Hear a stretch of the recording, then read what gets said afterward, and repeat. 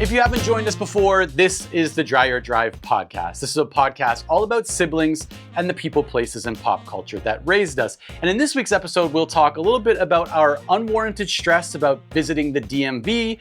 We'll share some first date stories. We'll talk about how usually we deal with our problems by just sweating profusely. And then we'll talk about today's main topic, which is all about two brothers who, with the help of a friend, may or may not have escaped from Alcatraz. And then we'll wrap up this episode the way we wrap up every single episode with an unhinged text message from a family member. And this week, I'm that family member. I sent Jacqueline a text message about a dream that I had that involved her husband. And now, because I'm sure you're just dying to make it to that unhinged text message, let's jump into this week's episode.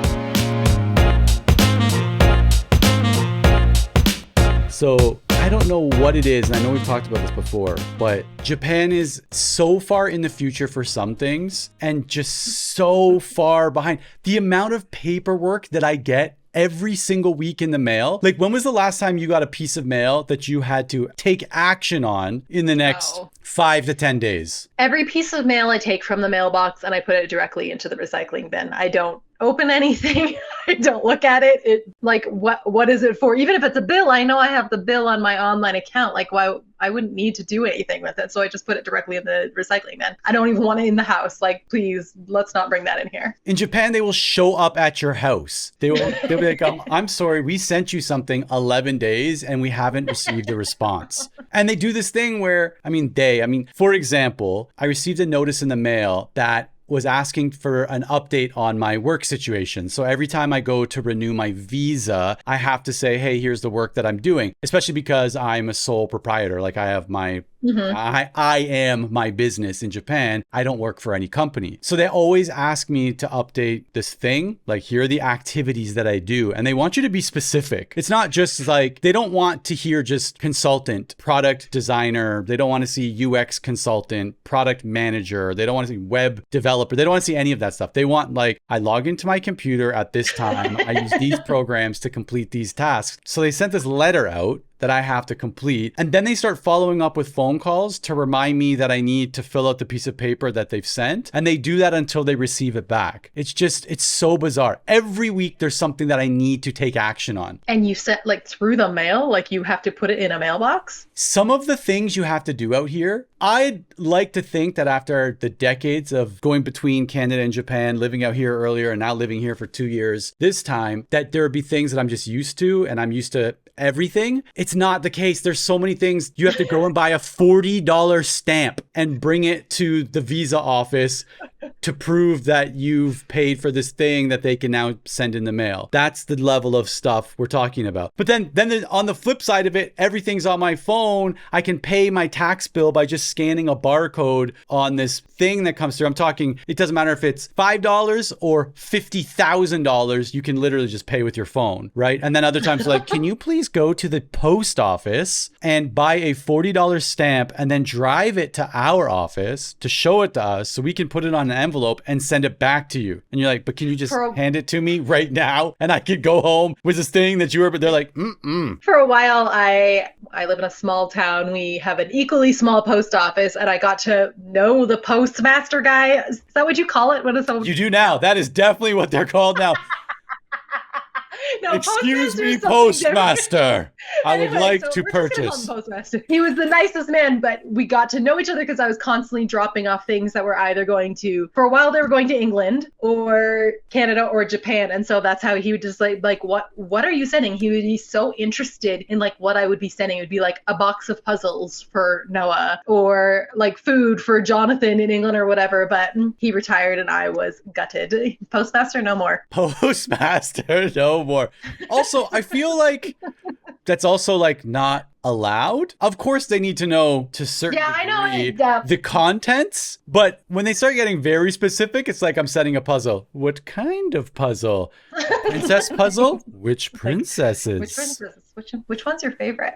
Princess, what would you be? Yeah. Yeah. So anyway, that stuff is, I'm in visa process mode right now because I have to renew my visa in Japan. So I'm just, and when one thing expires, everything expires because your bank account is counting down your visa status because you can't have a bank account in a country where you don't have a visa status, right? So you've got, if you have multiple bank accounts, they're sending you stuff in the mail, like, please complete this with a ball pen, stamp it and send it back. But you can't do that until you get your visa renewed, and then once you get that renewed, then you can renew your resident card, and then your resident card can renew your My Number card, and then that's the stuff you use to renew everything else. And it's just this ticking clock always out here, which I do and I do really well with that kind of stuff. The other thing is so we're doing passports right now for everybody, and the only way to pay for a passport here is by personal check. And first of all, that means I have to find a checkbook, just the depths somewhere in my home where I put one away. I have not yet found one. So I have to find a checkbook, and then you have to write it while you're there. And the amount of times I've renewed passports and forgotten that we needed to check, and then had to send Justin home to get a checkbook to then bring back to the passport office. And then the people who work at passport offices always act like you're the dumbest human alive for not knowing this thing, right? Like, they're like, why wouldn't you just have a checkbook on you at all times? And it's like, it's so frustrating. I want to cry every time we go there. They're like, it says right here, handwritten checks or satchels of silver dollars only. Just those bags, and it has to have like a dollar sign on it. And carry it in. You have to arrive on horseback. Truly ridiculous. It's every time I know what's coming up, we have to do it tomorrow, and like I'm already just gearing up for just like, first of all, being made to feel like I'm so stupid the entire process and getting everything wrong. Did I tell you about when I went and got my eyes tested? Have we talked about this for my driver's license? No. So I had to renew my driver's license. So when I do, what's it called? You know, when you do like 2 truths and a lie or whatever? Yes. One of my truths is always that I'm blind in one eye. Hold on. So You realize that you said, what's it called? 2 truths and followed up with the correct title? What's it called again? I haven't prepared for this at all. This little story that I want to tell. No, so, you know, and I'm always thinking about like good facts for those. I'm like, ooh, that's a good one. But one of them that I always use is that I'm blind in one eye. When I was a kid, I was supposed to be eye patched and I wasn't. And so because of that, I no longer see it. Patch went to the cat. The patch went to the cat and I had to do without. They were like, we only have money for one patch, and sorry, Aaron already took it. So Aaron's just cleaning her paws in the corner of one eye, just staring off to the side. Which, by the way, I'm just connecting the dots right now, is hilarious because you also, for like the first 8 years of your life, suffered from, I don't even know what to call it, but one of your eyes was looking in the completely different direction. I was cross-eyed. Yes, I had as a kid a condition called amblyopia, and it's where one eye is much weaker than the other, and it wanders. That's my favorite Outcast album. Amblyopia. Amblyopia. And so your eye kind of wanders around, it can't focus, and then eventually it's like your brain just shuts off the picture. It's like nothing's happened, like nothing good can come of this eye anymore. So it's actually a neurological condition. So I can't ever get like LASIK or anything. It's just like once it's done, you never see out of that eye again. So I have this condition. I can see light through it, but that's about it. So are you serious? Time I go, yeah, 100%. So if I close my I don't know why I asked if you're serious. This sounds like a very serious. Are you serious? This is the truth. This is not my lie. This is my truth.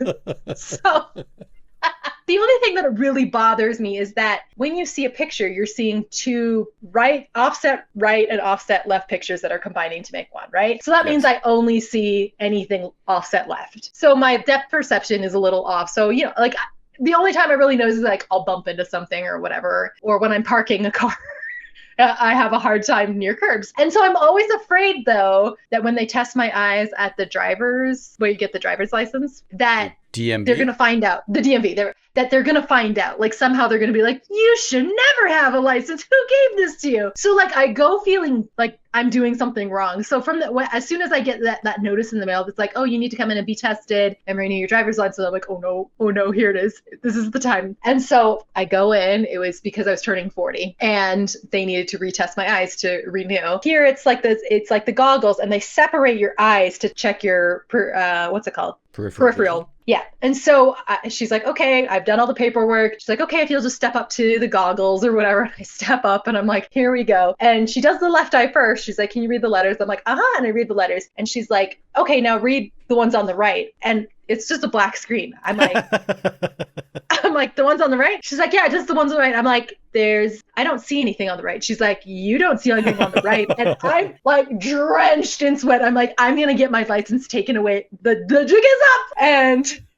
she's like, are you sure? And I'm like, no, I see everything in the left panel, but I don't see anything in the right panel. And she's like, and she was training. It was like her second day. And her trainer comes up. She's like, silly, you forgot to turn that panel on. And they're like, oh. And they turned the panel on and I could see it enough that I could see like the lights and the colors. So I got through. But it was the most terrifying experience of my life, truly. And those ones, they're just testing, like, where do you see the light, right? Like the color. Yeah, they're like flashing a light and they're like, can you see a light here? Do you see a letter over here? And they just never turned on the panel. And I thought that I could not see. Now, true, but let it be stated for the record that I am not the creator of this test. Okay, let it be known that I'm not the creator of this test. I feel like there's probably a better test for vision as it relates to driving. Driving? Right? Like just going, where do you see the light? Over here? All right, get this person a license. It's like, I'm sorry. Get in this vehicle. Did you test that with animals? Did you test that with children playing in the street? Like, why? Do you see light? Yes. All right, you're fine by us. Like, no, there's so many other things you should be testing for. And I'm sure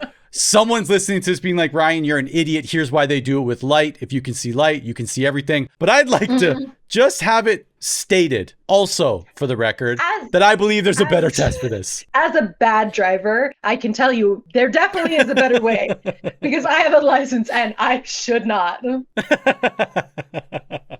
Like, I feel like they should do a light on one side and then children playing on the other side, and you've got it. Right? Because now what's going to happen is you get in a situation where there's children and a light and you have to work quick to identify one object without even thinking. Yeah. It's like, remember in Men in Black when he's doing the testing to see if he can be in a like, this is so deep in the archives, but there's a part where he's testing to see if he can be one of the Men in Black, and they do it like a testing facilities with like Navy SEALs and like all these like it's Will Smith. And he's with all these like actual CIA, whatever. And they do a shooting test where the lights go out and they bring the lights up and he shot like truly everyone but the alien. And then he goes and explains like, that little kid looks suspicious. It's definitely an alien, and goes through that. I think that should be the driving test. I totally agree. Absolutely agree. Because I think the lights just don't really do it. And anytime I think, well, maybe this is everybody. Anytime there's something that resembles a test, it's also just so much stress. I don't need to wear glasses for driving. Every time I'm like at the limit, they're like, "Oh, you just got in. Like, no glasses. Yeah." But every time, like you, I feel like it's going to be the time where they're like, "Oh, and now you got to wear glasses," and that's somehow a failure in life. That it's just what. No, let me try again. I'll pass. I promise. And it's, what's it called when the imposter syndrome is so much that like my imposter syndrome extends to my eyesight. Like, we're going to find out. My driver's license designation. Oh my gosh. It's one extra letter or like a check mark on your driver's license. And you're like, not today. No, please, not today. And it's not even like, I tell everybody this thing about me. Like, I'm like, yeah, I actually don't see out of that eye. Like, it's not, but I go to the DMV and I'm like, nobody can know. Nobody can know. Secret. Not a single soul.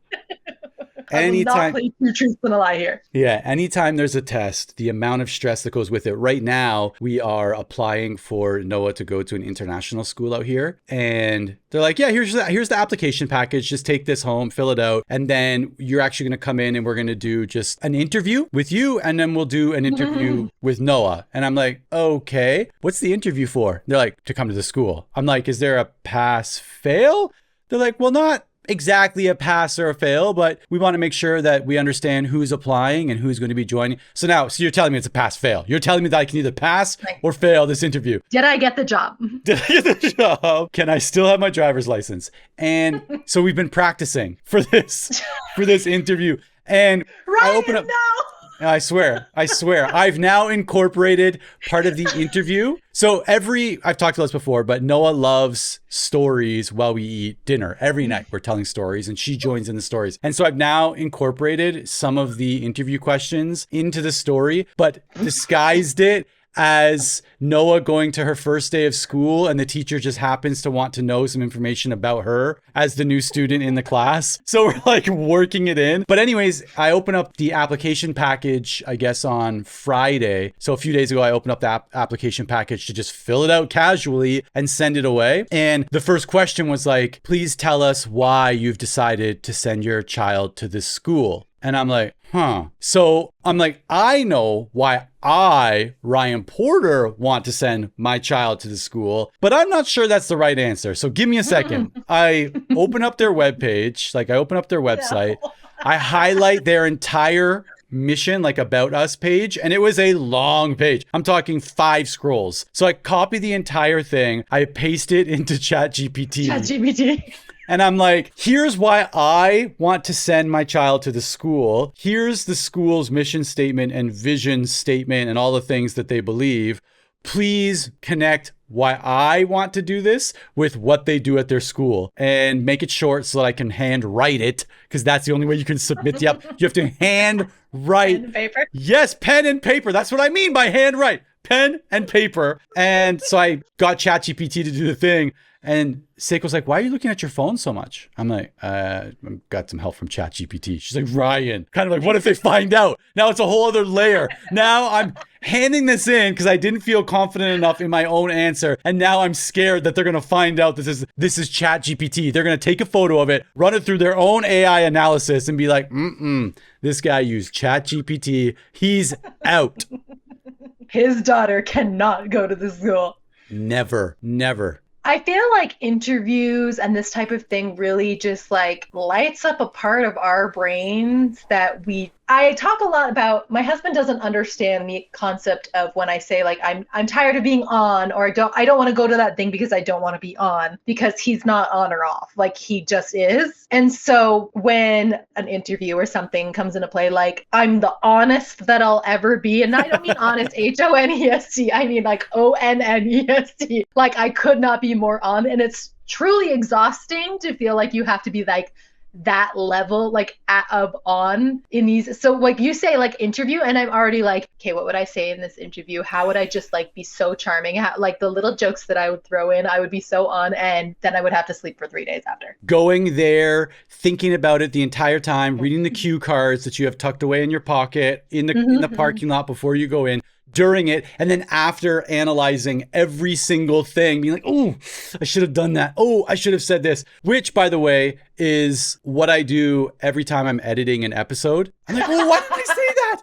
It's right there in front of me. Why did I not say that? I could have said it. Wait, should I get the microphone and just say it anyway and edit it into the episode? Jacqueline won't even know, but then her reaction won't be there. Can I change my voice to sound like Jacqueline's cackle? Let me see if I can do those things. Probably. Together. Somewhat related, but not related at all. A few years ago, I brought a buddy of mine from Canada to Japan, and we were going to do this whole tour. We're going to go to all these different cities, all these different places, just check off every Japan thing. And to prepare, he sneakily, quietly, secretly, how about let's just go with the most obvious. He secretly wrote out these cue cards with these phrases that he wanted to remember. Right? Very basic things. Thank you, please, excuse me, where is, whatever. But he also wrote down this phrase or these phrases that you would use to meet somebody for the first time, especially if it's someone's parents or something like that. Because he was coming to Seiko's house to meet Seiko's family one day because we were staying in a hotel, or he was staying in a hotel near their house. So the entire flight over, he's beside me. I see him. He didn't even watch a single video. He's watching these cue cards nonstop, especially the one to introduce himself to Seiko's dad, because I guess he's just assumed everything he's seen about older Japanese generations is completely true. So he's preparing. I see him I'm like, okay. Look, you can relax. I don't think he's just so dialed in to this thing to get it right. And to the point where there's sweaty thumb marks on the corners of the cue cards. I'm not exaggerating. And so we arrive, and because of the way that things unfolded on the way there, we arrived a day later than we should have. One of our flights was canceled, and we got bumped to another flight, which meant another day. We had to stay in Vancouver overnight. And anyway, so he thought he was going to have a day to prepare to meet Seiko's family, but now we're arriving at the airport. We're going straight to the house for dinner with Seiko's family. And so he's walking up to the house with the cue card out, reading,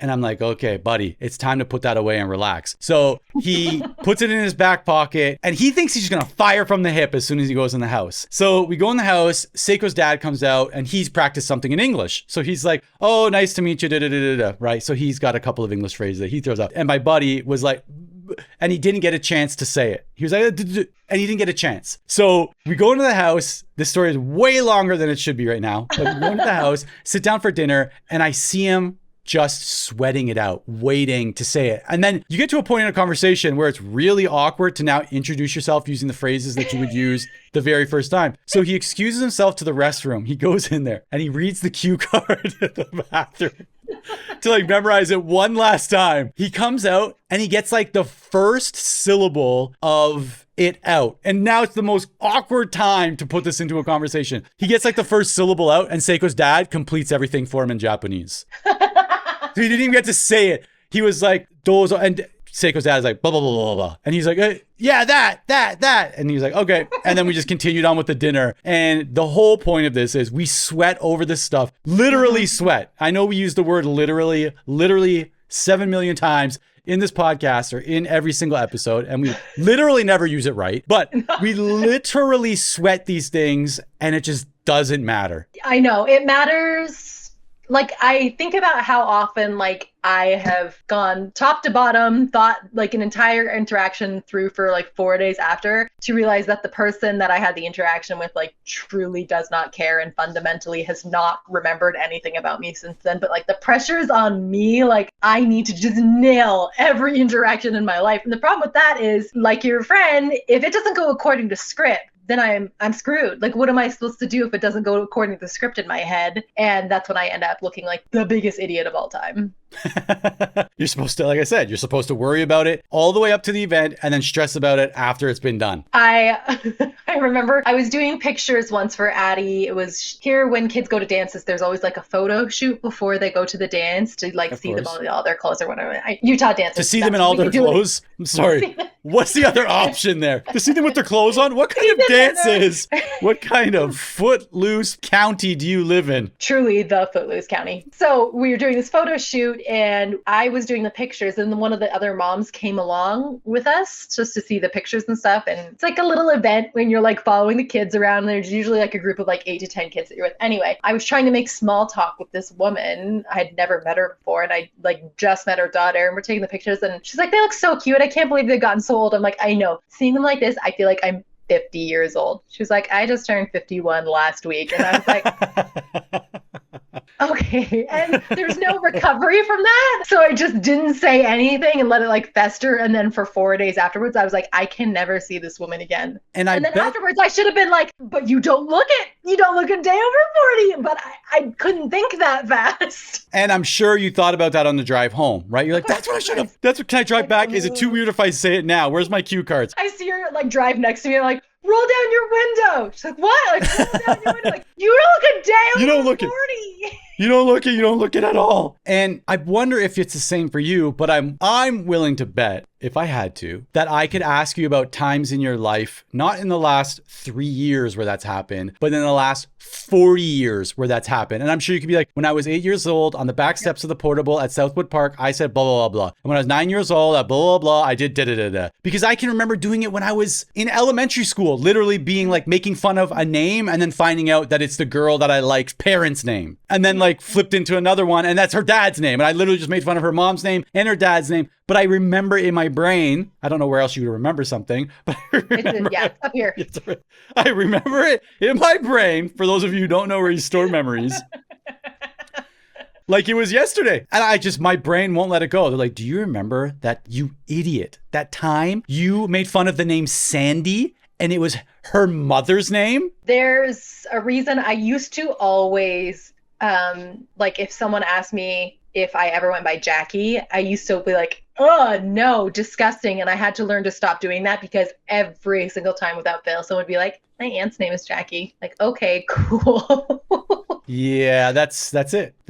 We stretched 30 minutes of DMV license interviews and calling a woman old, basically. That's what we just spent 30 minutes on. That's why people download this podcast. That's why they're tuning in. I have a question. It has a preamble. So I my like son these kinds of Andrew- questions. I'm like looking at the time. I'm like, oh, there's no time. No, I don't care. We'll figure it out. So the preamble is Andrew, my son, is 15. He went on his first date on Oh, Saturday. And so in true Andrew style, he didn't tell me any of this was happening until like 3 days before. And he was like, oh, by the way, I asked a girl to homecoming. And that's a dance and that's a big deal, right? That's a big deal. Homecoming and prom are the two big deal dances. The homecoming's at the start and prom's at the end. So homecoming is a big deal. 3 days before, he's like, oh yeah, I forgot to tell you, I asked a girl to homecoming. I'm like, we don't have, like, you have to have the suit. You got to have, you got to order flowers. You got to line up a photographer because we have to do a photo shoot. We have to buy the tickets. Do you though? Do you really have to do any of that stuff? And you also hear they also do, like, it's called a day date, where beforehand they go do something fun together, whatever. So I have to go into like planning mode. We do all this stuff. Like I literally like borrow a suit from a friend whose son is like 2 years older than Andrew. I buy the tickets. I order the flowers, which I then forgot to pick up, and they are now still at the florist. And then I had to go and make my own flowers. Then I make your own flowers. Like I went to the store and bought like floral wire and like made a corsage and a boutonniere. And I'm not even kidding. Like Stop. I was out of control. I drove him around everywhere. I took him up to his day date with this girl, whatever. And after the dance is over, I go down to pick him up. And first of all, she didn't get picked up with him. Her mom was coming to get her. And I was like, like that doesn't seem great. And he gets in the car and like he literally gets in the car. He wears glasses sometimes. He takes off his glasses. He like rips off like the hoodie he was wearing over top of. And I'm like, what? And I was like, how'd it go? He was like, that was the worst experience of my life. And I was like, what? Like, what the heck? We went through all that preparation. He was like, all she did was hang out with her friends and make me take pictures with her and then make me hold her purse. And he was like furious that happened. And like, we were all like, our whole family's just dying because like, he's like, I never want to date again. That was horrible. So I wanted to see if you remembered your first date. And I do. And it actually involves you were there. Sorry. Do you remember this? Do you remember my first date? Sorry. You said, do you remember your first date? I do. And you were there. I'm like, I hope so. It was my date.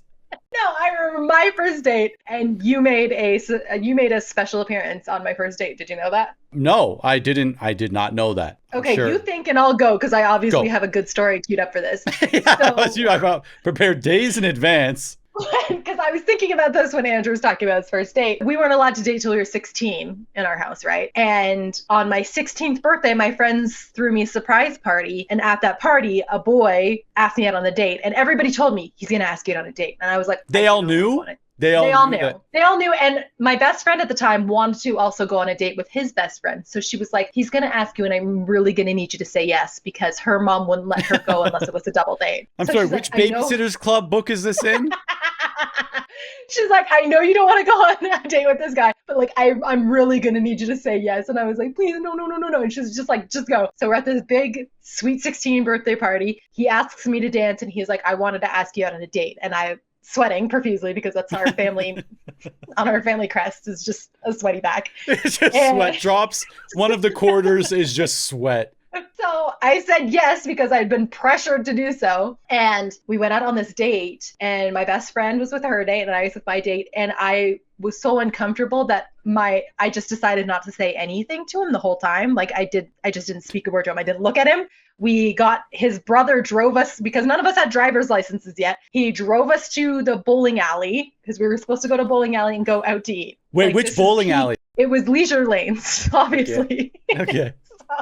So we go, the one that was near the roller skating rink. Wheelies was it, yeah. Yeah, so we were supposed to go to bowling and then go to dinner, and I was just like, I'm just not going to speak a single word. I talked to my friend's date, didn't talk to, now I feel horrible about it. Like, why was I really, like this? Though? This is I feel pretty bad. 20 plus years ago, and you're like, I still, to this day. In true form, I have thought about this nonstop since it happened.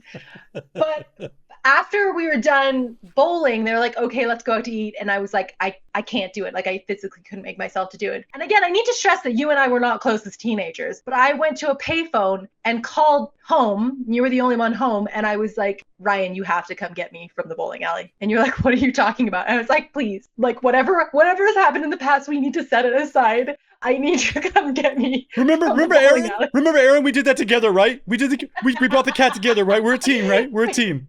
We can. I know we can do this. And to your credit, you were like, okay, I'll be there in 10 minutes. And sure enough, in 10 minutes, I was like, I'll feel good. And I just left the three of them at the bowling alley and went home. And you were like, how was it? And I was like, not great. And we just went home and never talked about it again. It's hilarious because I'm currently editing the Simpsons episode, where I tell the story about putting the plywood board on you and jumping on you, and how that's one of my friends' favorite memory. And so it's funny hearing that I was the go-to and I came through. Those two stories, night and day. I don't remember that at all. I told that to Andrew as we were driving home last night, because he was like, that was a disaster. I hated every minute. And I was like, let me tell you a little story.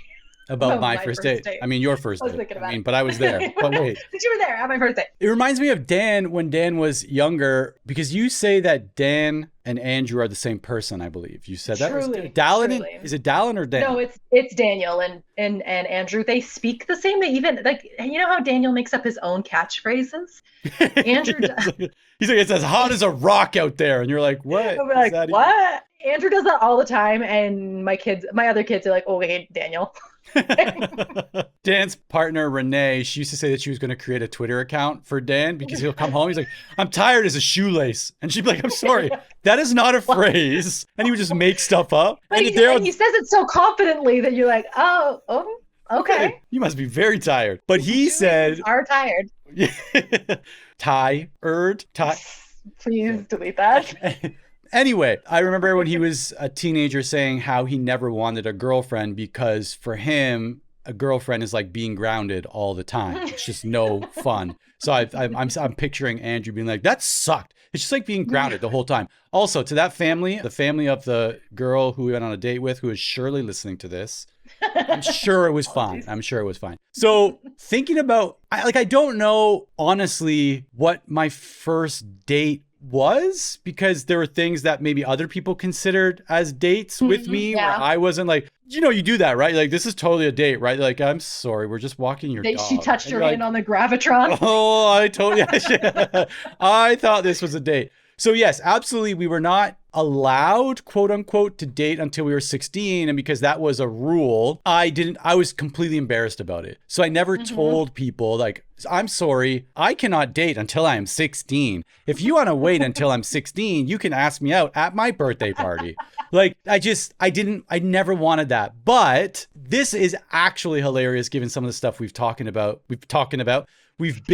talking about up to this point, about remembering things that to this day will make you sweat, even though it happened however many years ago. When I was in grade 8, so short answer, no, I don't remember my first date, because I don't know, like, I don't know, again, which date. I'm guessing I went on like a mini golf adventure with someone that was like the first formal date. But remember the glow in the dark? It might have been that. It might have been that one by the AMC theater, or the outdoor one with the plane. Stop. Whereas the plane like crashed into not crashed in, but it was staged to make it look like a Cessna had crashed into the mini golf. Which, yeah, kind of violent, but whatever. It's still there, isn't it? I don't know. I'm sure there's a condo there now. But grade 8, again, we cannot date until we are 16. So this is 2 years before I can officially date. There was this girl, and I was just thinking about this the other day, because someone said something about Alanis Morissette, and that will come back in a second. Okay. So, yeah. So this girl in grade 8 asked me to grade 8 graduation. She was like, Ryan, and you could just imagine what it's like as a grade 8 girl getting the courage. As a grade 8, anybody, like, screw that. Truly. As a grade 8 student, imagine what that takes to put yourself out there and be like, I was wondering if you would like to accompany me to grade 8 graduation dance. You know what I mean? Like, it takes quite a bit of courage. So this girl came up to me and she was like, I was wondering if you would like to go to grad with me. And I was like, no. Like, I was like, let me think about that. Like, let me say, I was like, no, I can't do that. And she was like, oh, face completely red. I lacked all tact. And I think I was in front of other people too, which made it even worse. No. I was like, no, I can't do that. And she ran away. She cried. I hate Ryan. Ryan's a jerk, blah, blah, blah.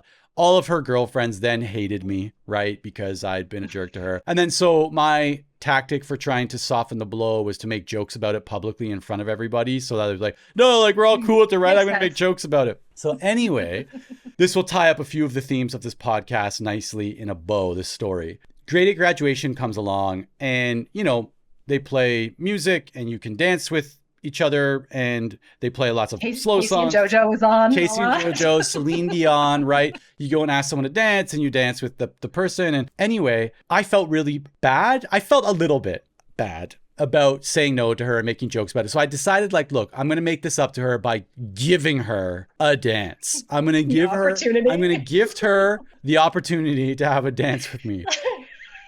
And I decided in my brain already, like, whatever, I'm just going to do it. The next slow song, I'm going to do it. I'm going to do it. I'm going to do it. I'm just going to do this. So I'm so focused on this. I hear some slow music start like coming in and I'm like, oh, this is it. Like, this is totally the song. And so I walk over to her and I'm like, hey, would you like to dance? And I'm not paying attention to what's happening with the music behind me because I'm so focused on passing the test or so focused on like me and my situation. And it was Ironic by Alanis Morissette. And you know, the beginning starts off a little slow, but it's like rain on your wedding day. Like, it's not a slow dance song, but I fully committed. And so by the time I got there and asked her, it was right before it like kicked into like the part that I so beautifully just performed for you all. Beautiful. And she's like, Morissette, is that you? I was like, hey, would you like to dance? And she like stood up and she's like, to this song? And then it kicked in. It's like, rain. And I'm like, yeah, like this. And I started like headbanging and like just like trying to play it up as this was part of my thing the entire time. And of course, add this to the backstory of I have said no to her, right? I've said no to her as her date. I have made fun of it in front of other people. And now I'm faking asking her to dance. That's what I was like headbanging. She's like, you're a jerk, Ryan. And I just walk away to my friends and I have never seen her since. I swear to you. She ended up going to a different high school. But I swear to you. And to this day, I don't feel embarrassed for like, I feel so embarrassed that I asked her to dance for that song. Like, I'm not like, man, I feel really bad that I did this to her. Like, I feel bad that I asked her to dance.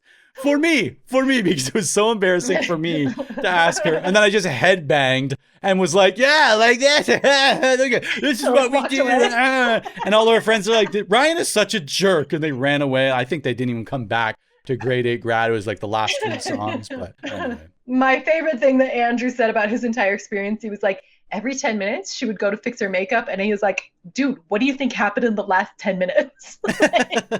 Okay, Andrew, be cool, man. I feel like I am going to exploit more of Andrew's dating experiences throughout the podcast. I like this. Like, I'm sure he does too. Because he's going to love this. And I feel like it's going to be funny. Like, I think it's going to be good ones. All right. So this is going to be a new segment of the podcast. So Andrew's Adventures. Andrew's dating adventures. A 15-year-old in Utah. Wait, before we go on, I don't know if this is actually for the podcast or just for me and you. Do you have a favorite episode up until this point? I'm obviously 1 or 2 episodes ahead, depending on what I'm doing for editing. We have just released the Menendez Brothers episode. So we are 9 episodes in terms of the episodes that are released. Again, we have a handful of episodes already in the queue before this one goes out. But do you have a favorite episode where 1, it either sparked a bunch of nostalgia for you, or 2, you thought, hey, like we've really found balance in that episode between our stories and delivering some facts that everybody will find fascinating? So even though the pets episode was like loosely, and I mean loosely, light as a feather, tethered to Homeward Bound, we could not have been like less engaged with that as a topic. I loved the conversation about it because I think our pets adventures were truly hilarious. Like, I laughed out loud listening to that one. But I honestly I was so worried when the Menendez brothers came out. I was like, oh boy, like I was scared to listen to it. And I was like, wait, like I think we did it. Like I think, and I've gotten good feedback on that one. Like people want, first of all, I went to go to my office the other day and we were about to go to lunch and we were with all the people that work with us. So it was a bigger group. And the guys that we work with started talking about the podcast. And I was like, guys, I don't want to talk about it. Like, please never mention it in real life to me because I will. I'm so uncomfortable. But they're like, yeah, we listen. And then they're like, yeah, we've been doing it on like a Spotify jam so that we can all listen at the same time. And I was like sweating, drenched in sweat. And I was like, please no. But then we were at lunch, then they started talking about the Menendez brothers. And I was like, well, now I feel like as the resident subject expert, I do need to interject here. So I guess that's been fun. It's definitely been a conversation starter. Whether or not I want that conversation to happen is a different story, but the conversations are happening. I can say that. Well, I'm happy to hear that. I actually was going to say the same thing for the Menendez Brothers episode as a representation of our regular conversation. Where it's like something serious, can't finish that. Let's do a whole bunch of non-serious stuff. Okay, let's cap off the serious thing and then pretend that conversation didn't happen. I felt was a pretty good representation of a conversation that we would have anyway. And I think when we first started out with this podcast, we had said like, we have these conversations that weirdly enough would almost flow like this anyway. And recording those and putting those out, maybe, again, for family members, mainly to catch up or to hear what we're talking about. But I would say that the Menendez Brothers episode, I'd forgotten about it because it had been weeks since we did the episode and then when I actually went in to edit it, and even editing, I was like, oh, but then listening to the whole thing from start to finish, I was like, actually, it wasn't that bad. And I think we did a good job. Let me finish that. I think we did a good job of having a conversation like we would normally have about something that was maybe not the most upbeat, uplifting subject matter. That's the framework we're working with here. We're not trying, I'm really not trying to be a true crime podcast here, but like when we do hear these things, like it would not be uncommon for me to like call you and be like, oh my gosh, did you see this thing? And then have a conversation about it. So this is truly just a conversation that we would normally have. This is not for the podcast. We're not putting anything on here. And I'm glad you said that because you're in luck, because I am ready to talk about another two brothers who also got in trouble with the law. And I don't know if you know about them or not. I am Are we ready? Slightly nervous because last time you shared a story that I didn't know about, again, that one we said we don't know if we're actually going to publish. So, yeah. But the last time you brought up a subject that I was completely foreign to and couldn't connect any of the dots, it was a Tightrope Academy. I don't know what that is. Yeah, I don't know what a Tightrope Academy is.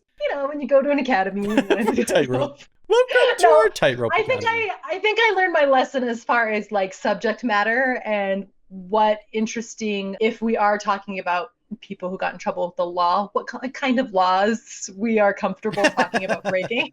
Murdering parents, fine. Totally okay. Fine.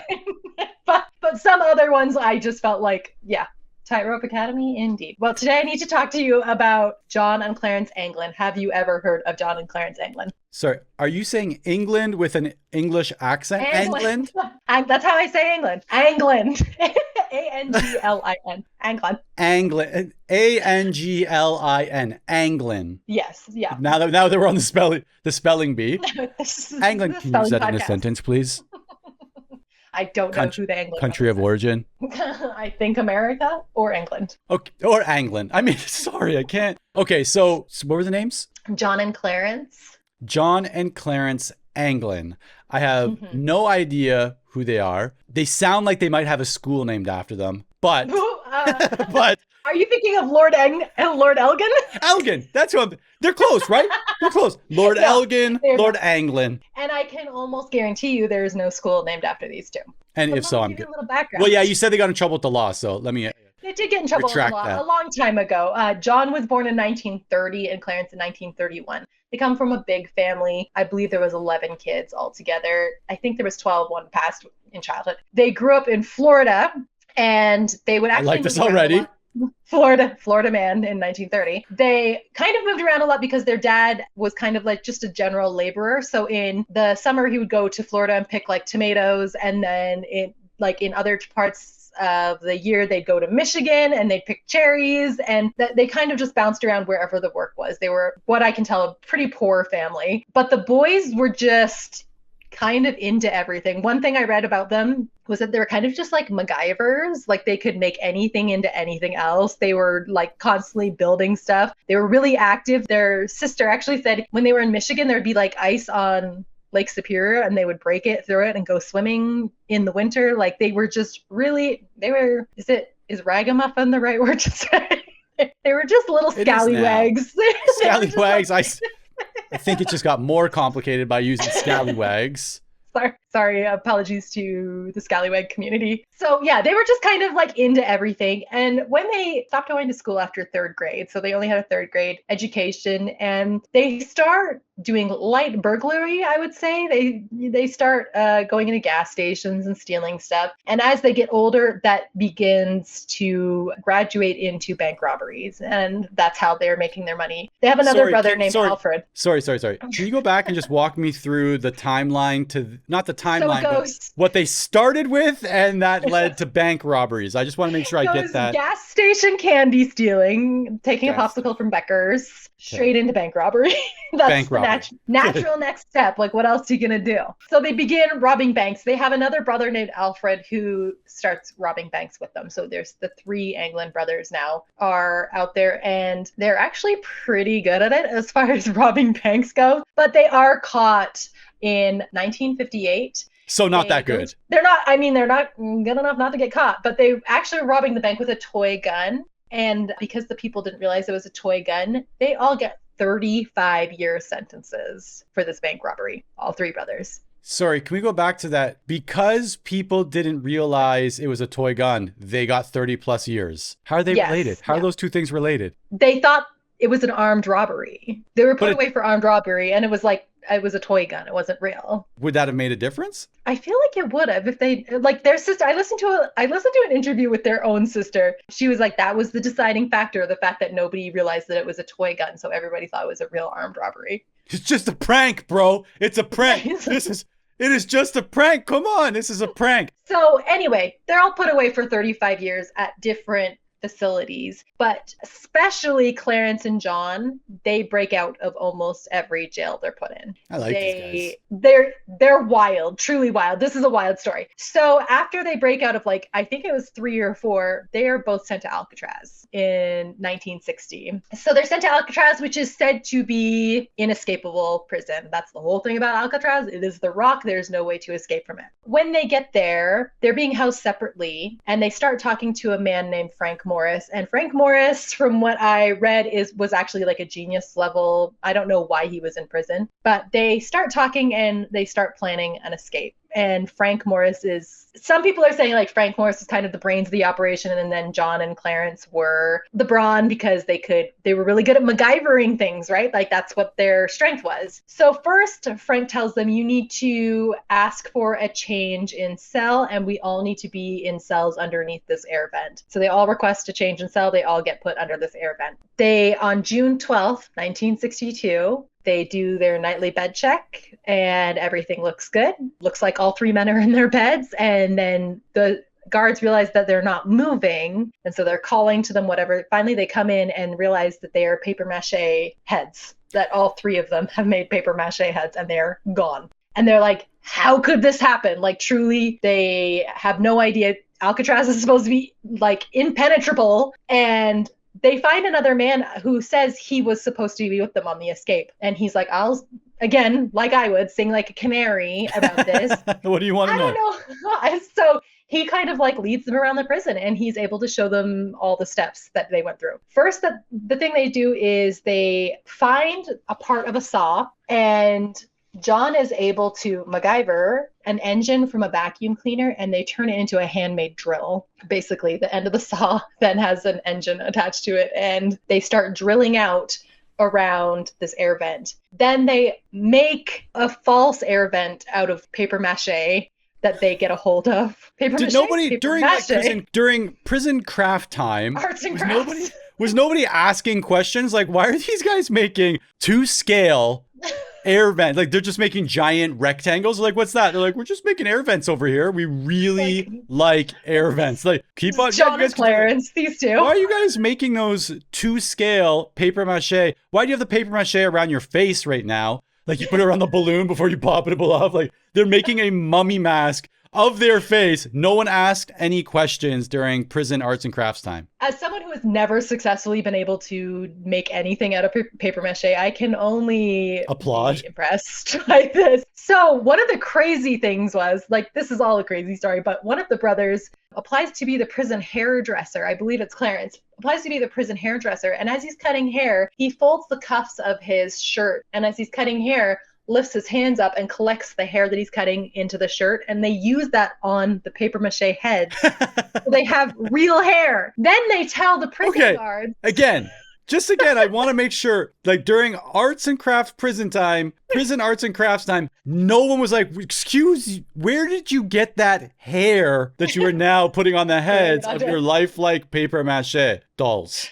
You know, people are lonely in prison. I think you don't ask questions. But one thing they said was that they missed their girlfriends. So they asked their guards, can you give us some paint so you can paint portraits of our girlfriends? And they're like, okay, and that's what they used to paint the heads, the flesh-colored heads that look like humans. I will post the pictures to the show notes. The paper mache heads are crazy. And they also painted, what's crazy is John was a really good artist. He did paint their girlfriends, and they were nice pictures.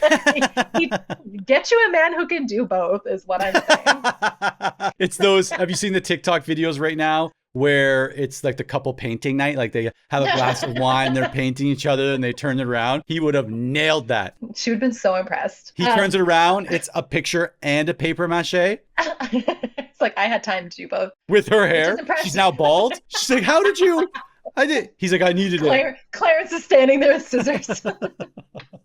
So another thing they did is they said on Alcatraz they wouldn't monitor how many rain jackets the guys used when they would go outside. And so every time they went outside, San Francisco rains a lot. It rains a lot. And every time they'd be like, can I get a rain jacket? Then they would use those rain jackets. They sewed a raft out of the rain jackets. So when they got through the wall, when they got through the air vent, they found an unused utility room and turned it into a workshop where they were doing this every night. Every night they would take off their grates, they'd go through and start working on their workshop. They'd work on their paper mache, they'd work on their watercolors, apparently. They'd work on sewing this raft. A little bit of that. They were very talented people. And someone had like an accordion-like instrument, and they stole it and used it to inflate the raft. Like, this is the level that these guys are operating at. Wow. So by the time of their escape, they have these heads. They've made tunnels through Alcatraz. They have life preservers that they've sewed, and they have this raft that they've preserved.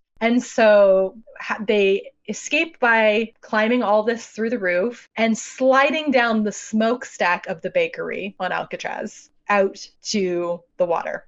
They are never seen again. No. Ever. So, of course, the FBI is called in. Huge manhunt goes on. They do a manhunt for, I believe it's 15 years. The FBI has an investigation ongoing, and they finally come to the conclusion that they drowned off the coast of Alcatraz, and that's why they can't find them. And the FBI is like, we are officially closing the case. I mean, it looks, and they've been saying from the start, they probably just drowned. And the FBI definitely wants everybody to believe that they drowned, because that's the whole part about Alcatraz. Escape Alcatraz. You can't, and so it looks really bad if these three men were able to escape. So they hand the case over to the U.S. Marshals, who, that's their job. The U.S. Marshals go after fugitives. And the person that they hand it to is a man named Mike Dyke. Perfect name. Love it. Shout out to the parents. Shout out to the parents that are like, Mr. and Mrs. Dyke, who are like, should we name? Mike? Let's go with Mike. Mike Dyke. Michael? We're going with Mike. I mean, middle name Ike. Middle name Ike. We're going to go with Mike Dyke. So Mike Dyke is the person who takes over the case. I watched an interview with Mike Dyke, and they were like, how long will you search for these people? Because it is an active, ongoing investigation to this day. He said the U.S. Marshals will search for a person until they turn 99. After they turn 99, they are considered scot-free. So what I'm saying, if you want to commit a robbery or any other felon, all you got to do is escape and turn 99, and you're done. So of those three putting it out things, there. right? Of those three things, first of all, committing a robbery, escaping a prison, and turning 99. Statistically speaking, turning 99 is probably the hardest of those three. Like, if we're like, you're like, all right, I'm here, 99. So Mike Dyke's out there to this day still looking for them. Some really interesting things happened to the Anglin family during this time. First of all, Alfred, who is in a different prison, is electrocuted on a fence and dies. That's what the prison tells them anyway. Like, sorry, Alfred has passed away. He was trying to escape. Release the tapes. Actually, I've seen Jurassic Park. I know what electric fences are like. Yeah, you get shot back and someone catches you and your hair gets messy.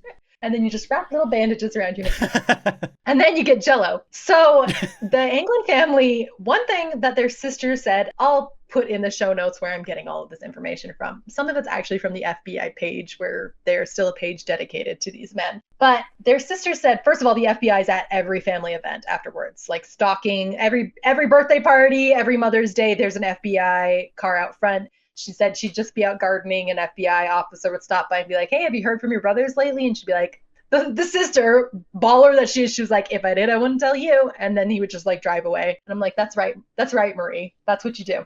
Take note, Jacqueline. That's how you interact with law enforcement. No, like, would you like a cup of tea? Come in. I will tell you everything. I'm sweating. So one thing will I lose my driver's license? Does it say on my file that I can see out of both eyes? Every Mother's Day, there are flowers and cards sent to the house from an anonymous source. And did you say anonymous source or anonymous horse? Wouldn't it be great if it was a monogamous horse? Wouldn't it be great if it was a monogamous horse? He's a one lady horse that doesn't have a name. So it was a source. Monogamous horse. She signs every card with a horseshoe print. A cartoon. So they get these flowers and cards sent, and then their sister said even they got letters that were blank. And when they were kids, they devised a method when they were messing around that they would write letters to each other in milk, and because they realized the milk would dry and no one could see it. But if they held it over a lighter, you could read it. So they get this letter in the mail, and one of their brothers gets it. He's like, I know exactly what this is. And he takes it and reads it. He's the only person who reads it. According to the sister, he's the only person who reads it. He's like, I know where they are. They are safe. They said not to worry. Case closed. Like, we're not going to talk about it anymore. No, I just got goosebumps. That is wild. So another thing that was really interesting is when their mother dies, they said two really tall, strangely made up women appear at the funeral, and nobody knows who these women are. And the sister is like, those were my brothers. I know they were my brothers dressed up as women to be at the funeral. That is disputed. Some people say it was like also it could have been FBI agents, but I'm like, the FBI agents were always around. Why would they suddenly dress up as women to go to the funeral? I don't know. I thought that was an interesting part. I watched a documentary from it was about their nephews, who later got a picture of what they claim is the brothers on a farm in Brazil that a friend had taken and sent as proof that they were still alive and to not make their parents worry. Mike Dyke takes the picture in this documentary. Mike Dyke takes the picture and tries to do forensics on it and it looks like them, but he can't really say for sure whether or not it really is them. Actually, in 2013, so not long ago, a letter is sent to the San Francisco police, and it says it's from John Anglin. In the letter, he says he is 83 years old. He has cancer. Clarence has died, and that for a promise that he won't go to jail, he will tell them everything. He says, if you can promise me that I'll have cancer treatment and won't go to jail, I'll tell you everything that happened. But they never say anything. The San Francisco police doesn't do anything about it. The letter also says that John specifically wants them to announce it on television, that this is the deal that they made. So it like protects him. Who knows where that letter is? So to this day, until likely they have passed, right now he would be 94 years old. 94, my math. John would have been 94, so he's really only 5 years away from living. You're almost there. You are almost there, John. You could hold on. They assume Clarence is dead because of the letter, but it is still an open, ongoing, active investigation, and that is the story. This was the inspiration for the movie Escape from Alcatraz. And I also listened to a podcast called Criminal about it, and there's so much I went to Reddit just to see, Reddit has unexplained mysteries, unsolved mysteries and stuff like that. And to see like what I thought about it, I was like, what do I think? I think 100% they made it off the island. I do not believe that they drowned. Later on, people were saying, well, they would have to steal a car once they got to the mainland and there would be a record of a stolen car. There was a record of the stolen car that night, but the FBI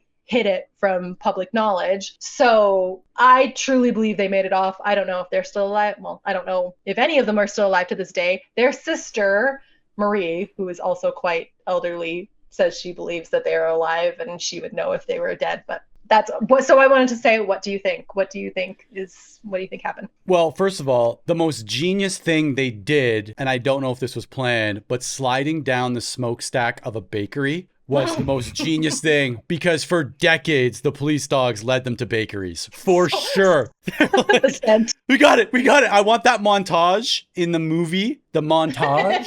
I want the montage in the movie to just be these German shepherds hot on the trail. Just so, and then they bring it. Yeah, they just bring to like, but these are just macarons. Why are you bringing me to this? This is just a freshly baked baguette. And every time Mike Dyke just like is like, well, we're here. Can I get a bagel of cream cheese? That's what I want it to be. One of my favorite things I was watching this documentary told from the point of view of these two nephews. They have the deepest South accents you've ever heard. And before they go to meet with Mike Dyke, they're very aware of Mike Dyke. They know that Mike Dyke is looking for their uncles, who they're like, this is unfair. He should have just let them go. They like come in so hot in the interviews. They're like, I'm never telling Mike Dyke anything. Mike Dyke, the worst person I've ever met. And then it shows them going to meet them. They're like, hi, Mike. Nice to see you again. And it's so funny to watch them. A baguette?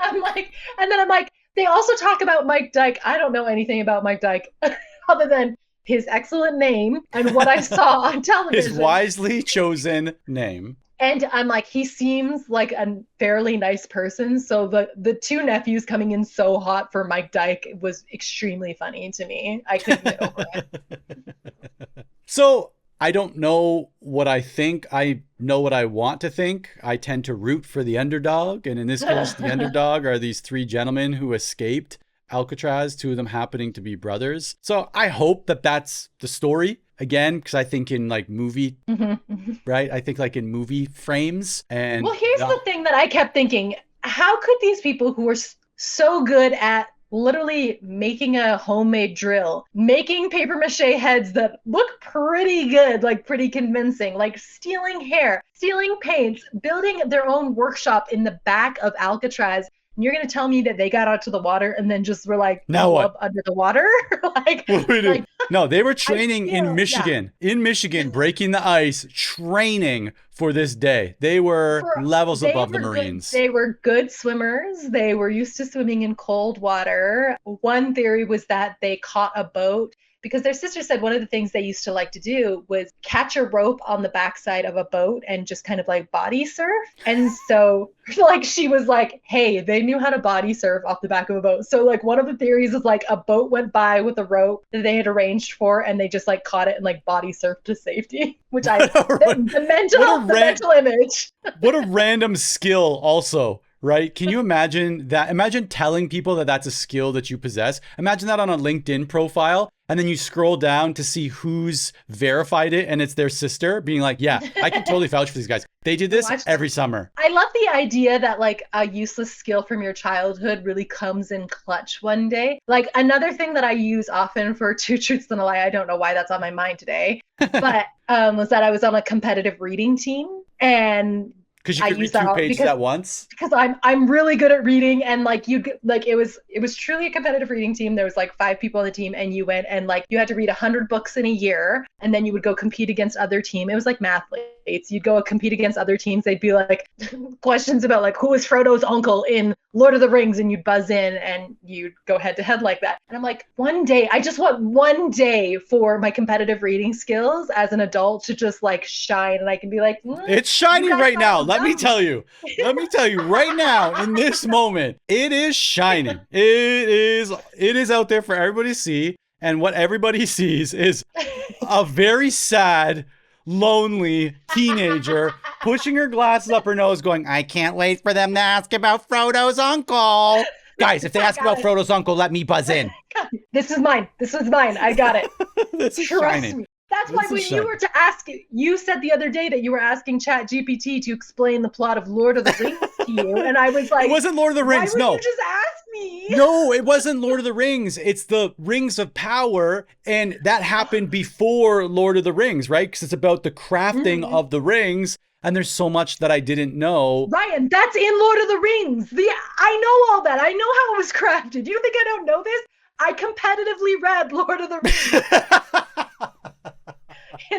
Please don't ever say that sentence ever again. Please don't start a sentence with I competitively read. It doesn't matter what comes after that. Please, for the love of all of our listeners and me, please don't ever say that again. You know how reading is fun and relaxing? Not for me. I'm reading competitively. I'm reading to win. And what was the prize? The prize was probably more books. No, sadly it was sweaters with two books on the back that had boxing gloves on them. No. Did you win? No. No. I think Lord Durham got us every time. That is hilarious. How do you know? Because I just said it was hilarious. Thank you. I appreciate that. Clear marker every time. Wow, that was a good one. I'm going to be Googling this after because, and you know, I always, learning about these things, I want to see the movie. I want to see the present day movie. I don't want to see the movie that was made in the 80s or even the 90s. I want to see the movie that was made in 2022 or beyond. That I wrote. That I wrote. But really, I want to see the movie. I 100% want to see that movie about those brothers. And then I want to see the people who make those movies or make that movie insert their own interpretation, their own wish, and like their own spin on it. And then I want to remember that like it's the true one. And I want to see who's going to play Mike Dyke. Also that. Anyway, that's all I have for today. It's weird to me. Well, I always say this. It's interesting. It's so interesting. Cause I always try to round the episode out like it has to be rounded out. I'm like, let me bring this back. Let me just bring this all back. Bring this back as a study about siblings. Yes. The stories that we've shared about some of these siblings that get in trouble, I feel like they're always really close in age. Because these two brothers were only a year apart, right? The Menendez brothers. They were only a year apart. I can't remember if we talked about it, but back in the McDonald's episode with the two brothers who scammed McDonald's for millions, were they close in age? Like, I wonder if this is, if we're cracking the code. Brothers. Are we cracking it right now? Do not have two sons close together in age. They will become criminals. If you look at me and Dan, I think it was on the cusp. We definitely, brought it to the edge and over a few times, but yeah, and we're only 18 months apart. So I wonder if that's like a precursor, that's a prerequisite for committing crime. You have to be close in age. And again, I'm guessing it's a sliver of a percent. But hey, FBI, if you're listening, if you want to start profiling and add this to the way that you profile, close in age. Close in age, and also had a lot of time just left alone as kids. Like their moms like, just go outside and play. Sometimes I see like things and access to tools. And access to tools and spray paint. I was gonna say, like, I've seen things about like kids playing and they're always like, imagine I'm a princess or I'm lost in the forest. And I was like, we were not playing that. We were playing like, imagine we ran away from the circus and the evil ringmaster is coming to get us. Like, with the FBI. With the FBI, and we have to run and hide. And if anybody finds you, you're dead. This gun has 4 bodies on it. Run. And Mom's like, they're fine. They're fine out there. Let them play. This is how they play. All right. That was fun. I do have our Unhinged text message of the week, and I'm really excited because I discovered it 5 minutes before we started recording. I did this thing on my phone where it condenses my alerts to 4 times during the day, so I don't get the daily recaps or whatever, part of iOS 18. Yeah, and I didn't realize that I put Messenger on there, which is how we communicate, and I need to take it off. So I didn't see it until I was looking for the link for us to do this podcast, and I was like, oh my gosh, what are you talking about? And also, it's just like a lot. I was like, what's happening? Is there problem? Is Ryan okay? The text, is Ryan okay? It's a long text. And I was like, oh, never mind. So you texted me I'll take a pause every time it's a new message because I also think that's really important. So But wait. Before you read this, I feel like there's one piece of information that will help fill in some of this to like make it. So I obviously know what you're about to read because I sent it. And I'm not sending things just to be the unhinged text. But from the time I was like 14 to the time I was like 24, we played basketball at like our parents' church in the basketball court, or on the basketball court that they have inside the church, with the same group of friends for 10 years. And after I had moved away, my friends who are now in their 40s, like some of them still go there and play. So church basketball or church ball was like a regular thing. Yeah, it was just what we did growing up every Tuesday or Wednesday, depending on the year that it was. But anyways. I would also like to say that my sweet 16th birthday party was also held at the basketball court at our parents' church. When we turned 18, it was the same thing. The young guns. Multi-purpose area. Yeah. Yes. So anyways, now go ahead. You texted. So I had the most hilarious dream last night starring Justin in caps lock. Justin is my husband, who I need to reiterate is the most mild person you've ever met in your life. Like he doesn't have emotions. He is singular emotion at all times. So I had the most hilarious dream last night starring Justin. We were playing church ball while mom was like preparing something in the kitchen of the Pickering church. And Justin was being the cockiest basketball player in history. Like every time he took a shot, he'd look away. He'd look away and say things like money and I don't miss, etc., etc. And he didn't miss. Luckily, I knew this in advance and chose the kid from Footloose High to be on my team. Again, my husband literally went to the school where Footloose was filmed. We smoked. Not cigarettes, I mean. We beat the other team easily. And then when it was done, we all piled into the green van with our entire family and drove off into the sunset. Oh, and Dallin was in a baby seat. That's true. This is my actual dream. I swear to you. This is my actual dream. I swear this happened. And Justin would run away. He was doing like the Jordan shrug. Everyone knows what the Jordan shrug with his hands up like this, right? Like, oh, I don't know. It's just, I don't even know how to explain it. It was insane. It was insane. And it was still on the Pickering Church. They went through like a carpet basketball court. And then there was a rubber basketball court. And then there was a wood basketball court. It was on the rubber basketball court. Excellent. Perfect. It was a little bouncier. I can see why he would be so good.